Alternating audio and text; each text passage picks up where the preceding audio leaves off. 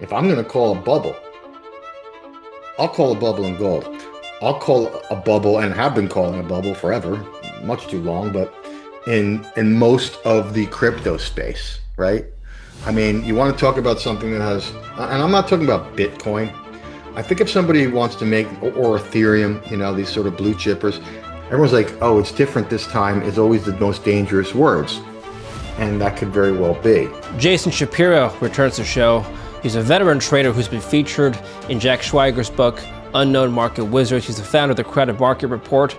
Check out his website, linked down below, and check out his work. Check out our prior interview with Jason. He's been pretty much spot on with calling this rally this year. Let's see if now, in October, is the inflection point for markets. Now that gold is at $4,200, silver is at above 52, stocks, NASDAQ, S&P and the NASDAQ are at all-time highs. Welcome back to the show. Jason, good to see you. Good to see you, David. You've got a big smile on your face. Clearly you've been making gains, so congratulations. Let's take a look at this article here. The bubble in people searching for AI bubble has burst. What that means for the stocks. Retail investors' fear of an AI bubble appears to have fallen off after spiking this summer. It could mean that stocks have further to balloon before they ultimately top out. The number of US and worldwide web searches for the term AI bubble peaked August 20th and August 21st, according to Google Trends. Let's do some verification ourselves. Let's go to Google Trends, Jason. I'm going to type in AI bubble. Doesn't appear to be enough data. All right, doesn't matter. All right, let's go to the last 12 months. So you see it's peaked in the summer and it's kind of waned off. The point of the article is making is that people are searching for bubbles a little bit less than what happened earlier in the summer. And stocks, as you know, have continued to climb up ever since mid-August. What do you make of this? What do I make of that particular chart of search and all that? I don't know. I mean, maybe they got sick of searching for it in August. So how many times do you have to search for that same thing? I don't know. Does it appear to you, though, just based on what you've observed, that traders and the general public alike are just a little bit less interested now in the concept of a bubble, or less worried, should I say? I don't think so. No. No. How many of how many of your guests in the last 7 days have mentioned the word bubble? You tell me. That's true. That's true. Some of my guests are contrarians, though, like yourself. So I don't know. They speak for everybody else. Does the retail trading public? Yeah. How many of your guests in the last 15 days have brought up the word bubble? That's true. Quite a few. Would you say every single one of them? Almost. Okay. Almost. Well, then there we go. Then no one's forgotten about bubble yet, in my view. They might say that they want to be contrarian, okay, but come on. It's on TV. It's on everything that we see, everything we hear every day talks about bubble. Bubble, bubble, bubble.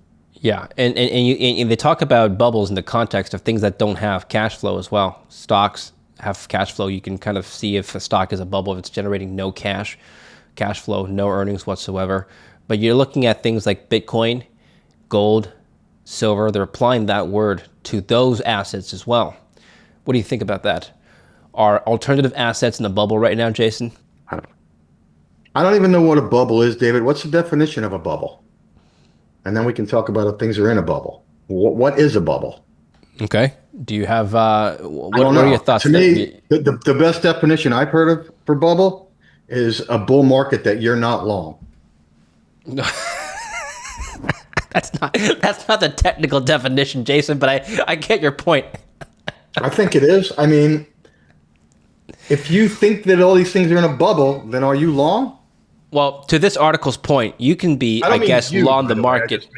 No, I understand. One could be long the bubble and still think that the bubble is going to get bigger, right? It just depends because nobody knows when a bubble is going to pop. But yeah, back to your point. What is a bubble? Yeah. The textbook definition is just something whose valuations exceed what the fundamentals should tell you. So if a stock's making $10, a company's making $10 a year and it's trading at $1 million net present value, something's off, right? That's a bubble. Okay, but first of all, we have to know what that number is. Is it $1 million? Is it $900,000? Is it $700,000? Is it $400,000? What's the number that's right? We only know that in retrospect, clearly, right? And I mean, so AI is a bubble. That's what people want to say. I'm not here to say it's not, okay? I'm here to say I don't know how you know, because we don't know what this thing is going to look like still. Is this going to be the single greatest invention that mankind has ever seen, and it's going to create all this productivity for the whole world, and companies are going to be able to double their earnings with half the costs and all that. Um, because if it's that, then we're probably not in a bubble, right? That's probably underappreciated at this point. If it's not that, then certainly you know, then things probably are overvalued. But unless someone can tell me which one of those things is going to happen, and what AI is going to look like in 5 years from now, I don't know how you can determine, just like anything, is overvalued or undervalued just on paper by running some spreadsheet. I can tell you, you're not going to determine it by doing what a lot of these people do, which is draw some random freaking, random line through a bunch of price action and say, oh, there it is. That proves that it's a bubble. Like that ain't going to work, right? And People that's use who the we, term, well, we're talking about valuations bubble. The other type of bubble that have been used on my show, especially concentration bubble. Some people are concerned about the fact that the S&P is now more than 44 or 45% just tech stocks. Nvidia alone accounts for, I think, 26% of the S&P. They're carrying the earnings as well. When you look at that level of concentration, which some people have said is unprecedented, does that make you want to just stay out of the market, that particular market that is, or do you not care about that? that really doesn't make me want to stay out of the market. But again, I think that we could go back. If Yep. the market were to go down a lot for the next 5 years, we could come back to today and say, were there signs in October of 2025 that this market was getting stupid, right? And certainly we can answer yes, right? Plenty of signs. Um, Companies like whoever, Oklo, you know what I mean? No revenues and the stock's up, whatever, 800% this year, right? Um, the amount of money that the typical sort of punter has been able to make this year is much higher than one would expect, and one much higher than what they do over time. That could be considered to be bubbly-ish. There are certainly some signs that are there, but um, it's all contingent to me on two things. One, if we talk about the AI thing, it's all contingent on what is this thing going to look like in 5 years, and there's no way to know that. You know what I mean? So basing it on valuations, I don't know. I never know how anybody bases anything on valuations because unless you can tell me what the cash flows are for the next 10, 15, 20 years, I don't know where you're getting a valuation from, right? That's And true. and anyone who tells you they know what cash flows are going to be for the AI thing over the next 10, 15 years, I think is fooling themselves, right? Because that's what's so interesting about now is the change that's going on is so great. Therefore, the volatility or the variance of estimates is going to be so great, right? Um, so it's certainly an interesting time. I think that one thing to consider for those who are in the bubble camp is the fact, just on the AI fact, let's not forget this is more than just a invention that is supposed to, or a movement, whatever you want to call it, that is supposed to create better future earnings for S&P 500 companies, right? Um, this is also a national security thing, right? Um, the country that clearly has the lead in AI is going to have the lead in national security and everything else. And that's really, I think, what this whole obviously rift between the United States and China is all about, right? But if it is in fact a national security thing, which I don't think is hard to argue that it is, there's no stopping the investment into it, right? There is no, when it comes to national security, right? There's no stopping the money flow, right? It's like, Easter Island. These people, they built these ridiculous, statues until they ran out of all resources and went broke, right? But they kept building them because they thought that was the most important thing out there. It's the same thing here. This money, and we see it in every phase of what's going on here. All of a sudden, you have the United States government investing in private companies that are important along the AI chain. We've never seen that really before, you know. We've seen the country bail out some important industries during the crash, during the great financial crisis, but not investing for the purpose of what they're investing for now. This is a new thing. So to say that this, and this, I keep saying, everyone's like, oh, it's different this time is always the most dangerous words. And that could very well be. But the truth is, it is different this time because this is a national security thing. So you're not going to stop investing in these things. They're not going to stop investing in trying to get these, these metals, right? They're not going to stop investing in the technology of AI and building the chips and doing this because it's these people want to, the United States does not want to give up its position as theoretical, leader of the world, and China doesn't either. So they're going to keep investing in it, and that goes to point two, which is this whole idea of liquidity driving asset prices higher, right? I mean, that's as real as can be. You know, the US has made it clear that that's what they're doing, right? They are going to keep providing liquidity, and they believe that that liquidity will be able to grow the economy faster than the inflation rate and therefore add value. Whether they can do that or not, is anyone's guess. Could certainly make an argument that they can't, but um, again, we don't know. But that liquidity thing is there, and that ain't going away. They have said that's what they're going to do. China is providing tons of liquidity. Europe's been cutting rates, providing liquidity. And now, just in the last few weeks, Japan, which was supposed to be raising rates, the expectations were, and choking liquidity a little bit, with their new election and their new prime minister, has come out and said now they're jumping on the liquidity game, right? So the whole world is juicing. And that's what they learned, unfortunately, I think, but in '08 was the answer to anything. Just print money. That's all you got to do. You don't want a recession? Just keep printing money in one form or another. Print money, cut rates, create liquidity, right? And that's what they're doing. Do I think that it's incredibly dangerous? Yes, eventually. But you're going to have to break the U.S. Treasury for it to be dangerous. Um, can that be done? Well, that remains to be seen. I think anything in the world has a limit. I think physics will teach us no matter what it is, everything has some limit, right?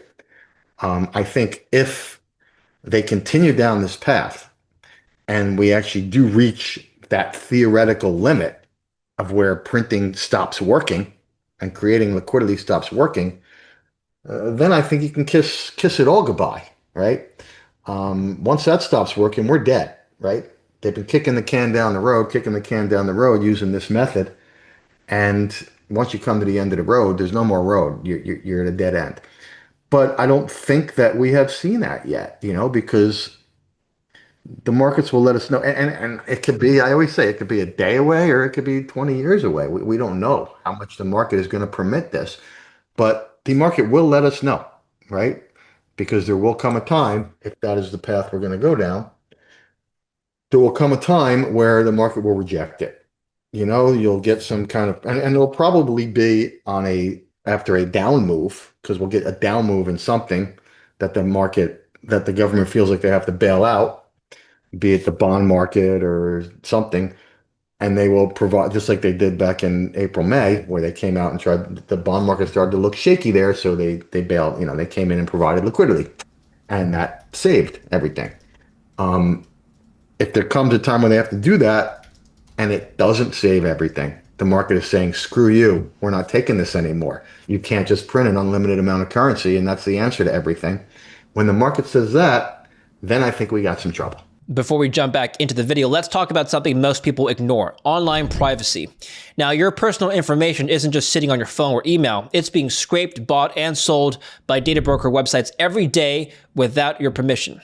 Our sponsor today, Delete Me, helps you take that control back. They scan the internet for your exposed information, send you regular privacy reports, and remove your data from hundreds of broker sites so it can't be used against you. Take mine, for example. In the latest report, they reviewed over 325 listings to see if any data brokers had my personal information, and they continue to check every week to ensure that it stays off. Go to joindeleteme.com/DavidLin and use the promo code DavidLin at checkout, link down below, or scan the QR code here on the screen, and you'll get 20% off of all US plans. Take control of your privacy today before somebody else does. It sounds like, correct me if I'm wrong, that you think current upside momentum isn't going away anytime soon, right? That's what you're saying, based on all these fundamentals you're talking about? I'm not saying that that's what I'm saying. I'm saying that is what's driving it. When it ends, for all I know, it could be today, right? But I mean, people wondering, why is gold doing what it's doing? I mean, gold's up another much something today. Silver's up another 3.5%. I mean, that's the answer to all of this, right? It's all this liquidity. I'll touch on gold and silver and Bitcoin in just a bit, but just closing off in the broad S&P. Okay, so we know that we can't really define the bubble, right? The stock things have changed. I think in general, stocks changed on Friday, right? From a risk reward perspective, because forget about bubble for a second. Yeah. Because we don't even know what the hell that is, right? Okay. Let's just call it a bull market. I think we can agree it's been a bull market, right? So when will the bull market end? Again, how does a bull market act? A bull market goes up when you get good news, right? When you get good AI news, a bull market goes up. When you get liquidity news, a bull market goes up. And then a bull market doesn't go down very much when you get some bad news, right? Up to this point since April, that's been exactly the case. I think that kind of changed on Friday because we got some bad news. You're talking about last Friday when Trump announced the 100% tariff on China. Talking about that Friday. China came out with the news about the, metals, and they're not going to export them. And then Trump came out with his tantrum. And the market went down a lot. So it didn't shake off the bad news as it has been, right? You have today where you had a good earnings report out of our friends out of Taiwan, who are clearly the big AI people, right? SMCI, right? What are they called? Taiwan Semi, right? Taiwan Semi had great earnings. They beat all expectations. That should be good news. And the market reacted in kind in the morning. And now it's kind of selling off. So I feel like if that news would have come out 3 or 4 months ago, this market would be ripping today, right? Because people were so caught short and were so bearish after the whole April fiasco. Now people are not as short. As maybe going back to your bubble search thing, right? People are not as short as they were. So we're kind of in a good news is maybe good news and bad news is maybe bad news here. So unless you sort of have the inside take on what the next tweet's going to be, it's kind of hard to develop an edge here, which is why I am, for the record, flat everything right now. Sorry, what do you mean flat? I don't have any positions on right now. Okay. We're ridden the stock market up, as you had talked about, and we're getting out of some a few weeks ago and got out of the rest last week. Yeah. So I don't see any good risk reward situations here. Well, let me ask you this, Jason. You're known for trading. You're known for trading against the crowd. Are there any particular sectors or assets that you think are really, really crowded in one direction right now? The only thing I'm seeing that's super crowded is gold. But all right. shorting gold, but trying to get short gold has been just a colossal mistake, right? So it's not just a question of is it crowded and therefore go the other way. It's got to be is it crowded and is the market agreeing with that, right?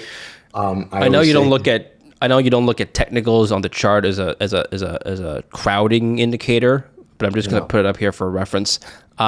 At what point in this timeline did it start looking like it's way too crowded? Because I know it moved up parabolically, basically, in the last three, Yeah, four weeks. yeah, no, it started getting crowded back then, about 3, 4 weeks ago, which Mm, just shows you crowded is not the be all and end all, right? It's just sort of a possibility, right? yeah. It just means that should the market turn, there may be a lot of people that have to sell because they're so long, right? But this has been a good example of where, first of all, you want to wait for the market to tell you. It's never told you to sell here. The market's never gone down on what would otherwise be seen as positive news type of thing in gold. All it's done is go up, right? So you don't just short it because of the crowdedness. This is a good example of crowded markets can get a hell of a lot more crowded, right? I'm saying in the futures market, the gold positioning is crowded long. Sure. But if you've got, 500 million Chinese lining up every day to buy an ounce of gold every single day, crowded in the futures market ain't going to get in the way of that, right? Eventually it will. It's just like if there's a bubble, if I'm going to call a bubble, I'll call a bubble in gold. I'll call a bubble and have been calling a bubble forever, much too long, but in most of the crypto space, right? I mean, you want to talk about something that has, and I'm not talking about Bitcoin. I think if somebody wants to make, or Ethereum, these sort of blue chippers, I don't know enough about it. I'm too old and I'm not smart enough to understand enough about crypto. But if somebody wants to make the argument to me that this is a legitimate thing and that in time they could be used for medium of exchange or store of wealth, which arguably they already are being used for, that's fine. I'm all for it. But you want to talk to me about these other type of things. What do they call them? Meme coins or whatever? Fart coin and all this stuff. These things have zero value. Don't even have any prospect of having value ever or use ever. So they ultimately are worth zero. Can they go up 300 times first? Sure, because we're in a liquidity environment where people have money and they like to play with it. But those things to me are a bubble. And I can't particularly take the crypto space. I own some Bitcoin, but I can't take the crypto space very seriously Yeah. until 90% of these things go to zero. All right. I want to back So up a minute. that to me is a bubble. You said we're just back up a minute. You said we're in a liquidity event. People like to play with money right now. It does seem like that right now. It feels like that to me right now, Jason. You're right.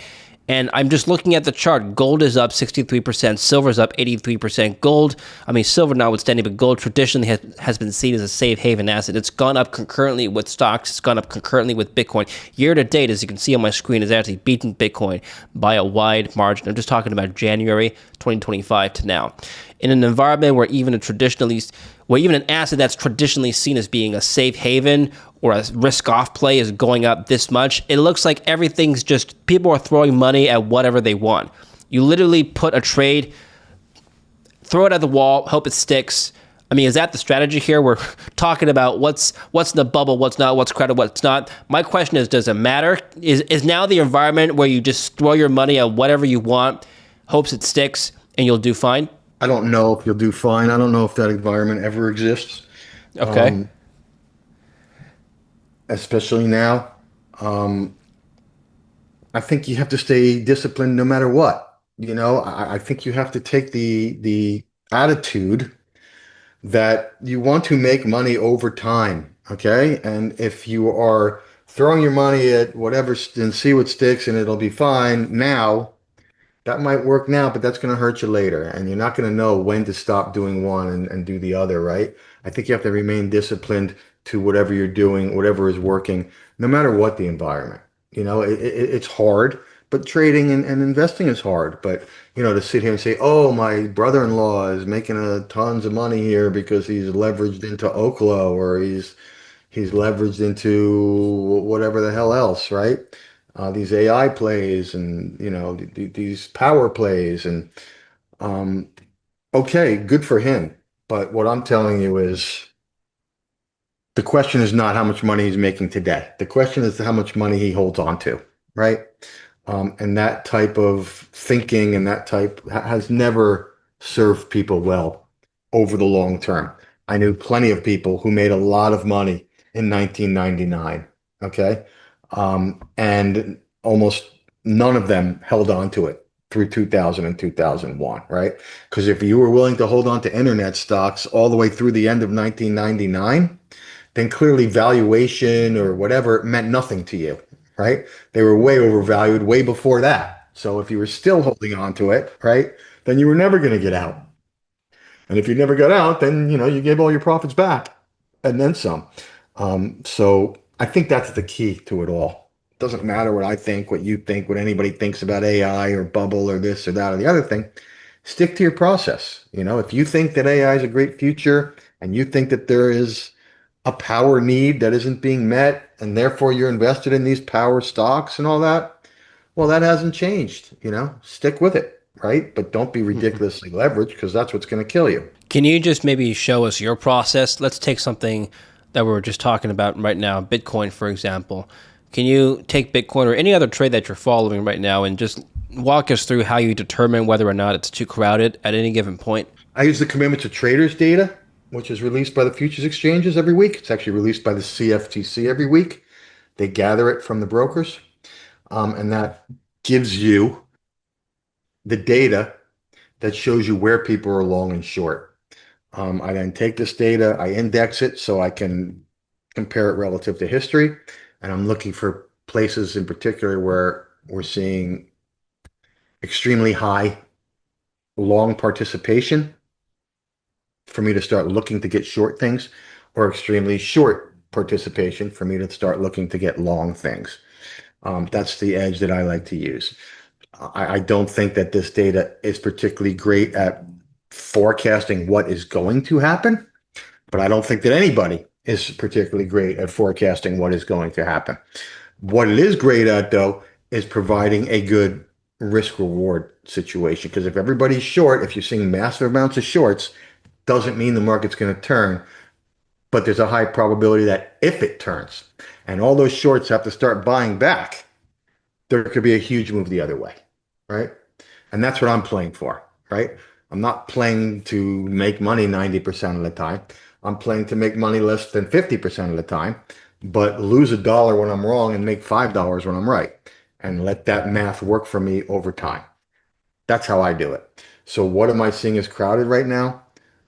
Gold. I don't see stocks crowded now. They were massively crowded short um, in April and pretty much the whole way up. We finally started to see some movement away from that crowdedness starting about 2, 3 weeks ago, but we are nowhere near, from what I see, massively crowded long. Um, which again, the market can go down without it being massively crowded long. Also, I play a certain window. Doesn't mean that I catch every single trade. I don't. Doesn't mean all my trades work. They don't. But over time, the risk reward is good on those trades, as proven. But gold, I see it. But again, I'm not going to short gold just because it's showing crowd. I'm going to short gold when the market says, hey, we just got some super bullish news on gold here. And gold fails to go up on that super bullish news. Then I'll short it. I'm waiting for the market to agree with me. And like I say, no matter how you trade, that's the best piece of advice I can give anybody at any time. No matter what you're doing, if you're doing technical, if you're doing macro, if you're doing whatever you're doing, don't do it. Don't fight the market. Let the market agree with you first, and and Yeah. then and then go with it. I'll just give you some personal anecdote on the resource sector. So, a couple of weeks ago, a friend of mine who has never talked about the markets with me said, "Hey, what do you think about silver?" I have friends who have bought silver and they're looking at silver at Costco. Costco is completely sold out of silver bullion. What do you think? Yeah. Just this morning, I had another friend, again, somebody I've hung out with before, never talked about markets with, said, "Hey, bro, what do you think about resource stocks right now? Did you buy any resource stock? Did you buy any mining stocks this year?" they're finally starting to move. Well, it's not finally starting to move. It's been moving all year, but yeah, I mean, you get the point, right? It's people that I've known for years that have never talked to me about the markets because they're not professional traders. They are all of a sudden asking me about gold, silver, and mining stocks, and I don't There know you what to tell you, go. Jason. I'm just I'm No, I passing agree the with you. message on. The first question I would ask is, have they actually bought it? You can't lose money in it if they haven't actually bought it. They might be talking about it. There's a difference here, I don't and know. that's why the commitment to traders data is so good because it's actually showing what people are actually doing, as opposed to asking them what they wish they did. Yeah, right. It's real money, right? It's real money. So question one is, did they actually buy the silver yet, right? But for sure, and when a market does what a market is doing in silver and in gold and in resources and all that, of course it's going to attract that type of stuff, right? Um, and it's dangerous. That's the kind of things that certainly we know happens at a market top. But until they get all their money in, it's probably not going to top, right?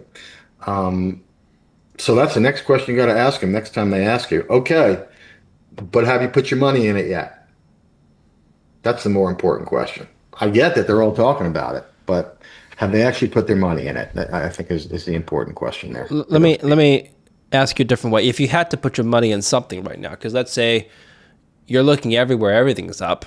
Well, not everything, but most asset classes that are being followed by the mainstream are up, and you're just kind of FOMOing right now. You're thinking, oh, should I finally get in on that gold stock? It's been up 120% already year to date, but let's get in on that. Gold's up 67%, silver's up 80%, stocks are up 15, 20%. Everything's up. What do I get in on now that has a less likelihood or lower probability of getting crowded out soon? Is there any way to approach that question? First of all, just, why is it bad to buy something that's up? You know, Yeah, fair enough. I know like people like to try to bottom pick the shit that's going down and sell the stuff that's going up. But wouldn't you rather be in stuff that's going up and in stuff that's going down? That would be my question. But I Fair hear what enough. you're saying. It's hard, and that's what makes it so hard here. Is that is it harder to buy stocks here or sell them? Would you say if you're sitting on cash right now, like are you If going to I'm, buy stocks here? is it easier to buy stuff or sell it?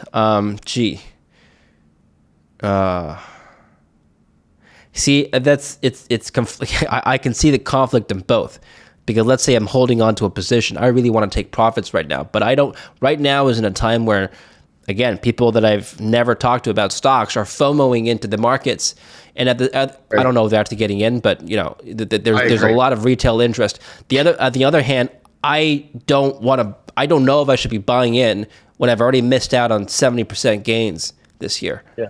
So Correct. No, look, this is why I have my stuff has got me all flat here because we're getting readings, I believe, on both sides, right? And we are getting a market now that is starting finally to play both sides. Like I say, bad news, the market's going down. Good news, look, we had good news today and the market's going down, so that's bad too. So that's why I'm flattening out here. I'm waiting for the next opportunity. Where would I get into? As an investor, I think you need to have some exposure to what the future looks like. I think personally, I have been personally this year, um, for people that ask me those type of questions, I believe that the power supply is the place that you would want to be invested, right? I don't think that that's going away. I understand that some of the stocks have gone up very much, but you can buy a diversified portfolio or an ETF or something like that that focuses on, in fact, I know of two that focus strictly on power generation for AI. I don't know that I put all my money into one of them. I don't know that I put all my money into Oklo, up 800% or whatever in the last, year. But I think that the power thing is real. And like I was saying before, the AI thing, whether it does all these magical things that are being promised, I have no idea. But what I do know is it's coming because, like I said before, national defense wise, it's coming. They're not going to stop, right? So as long as that's coming, they're going to have to figure out the power of situation. And I don't know what the answer is. Is it going to be nuclear? Is it going to be fusion? Is it going to be what, this, that, the other? I have no idea, right? And I don't know that anybody has any idea. It's probably going to be a combination of those things, right? So a diversified portfolio of that, I think, is probably the place to be invested. Thank you, Jason. Appreciate it. Tell us about where we can find you and where we can study your work. And we have a website, crowdedmarketreport.com. Um, and also on Twitter. I mean, I'm sorry, on YouTube. If you search crowdedmarketreport.com, I have many, many videos on there. Most of them are free to the public. I do videos every week talking about different things, talking to different people. I do videos every day doing like a little bit of a market sort of observation, but certainly every week there's hundreds of videos on there that you can check out. And I am on Twitter, but I'm not a big Twitter fan anymore, to tell you the truth. It's pretty toxic. So mostly YouTube and our. If you really want to find out a lot more about us, then you can go to the webpage, crowdedmarketreport.com. Okay, we'll put the links down below. Make sure to follow the crowdedmarketreport.com and Jason there. Thank you very much, Jason. We'll speak again soon. Always a pleasure, David. Thank you for watching. Don't forget to like, subscribe.